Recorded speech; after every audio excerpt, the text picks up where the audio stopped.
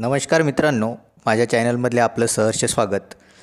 एक नवीन घर आपल्याकडं या ठिकाणी विकण्यासाठी आलेलं आहे आपल्या चॅनलच्या माध्यमातून।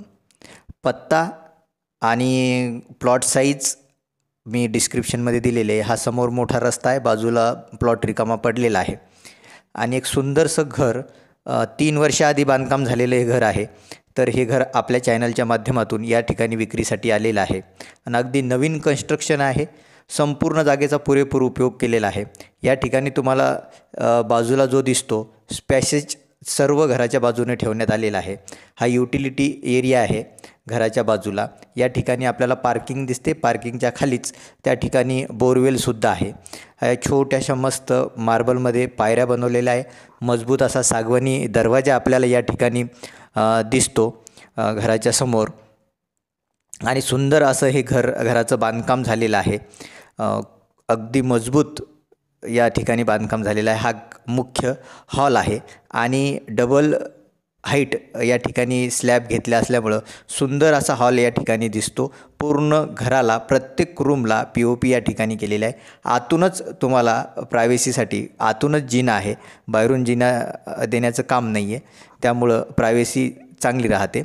आणि या ठिकाणी आपण हॉलमधून जसा प्रवेश करतो तर डाव्या बाजूला या ठिकाणी आपल्याला किचन दिसेल। तर किचनमध्ये आपण पाहू असं प्रशस्त असं किचन या ठिकाणी आहे। आपल्याला दिसेल या ठिकाणी खूप मोठ्या साईजमध्ये या ठिकाणी किचन आपल्याला इथे ठिकाणी दिसून येईल। अनेक घरांमध्ये अगदी छोटंसं किचन असतं।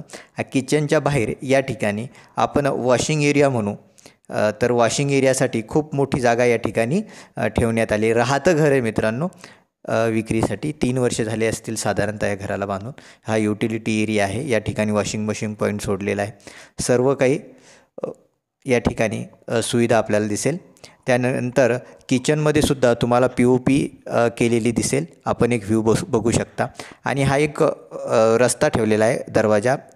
आपण POP केलेली आहे, सज्जा आहे, फॅनची व्यवस्था या ठिकाणी केलेली आहे।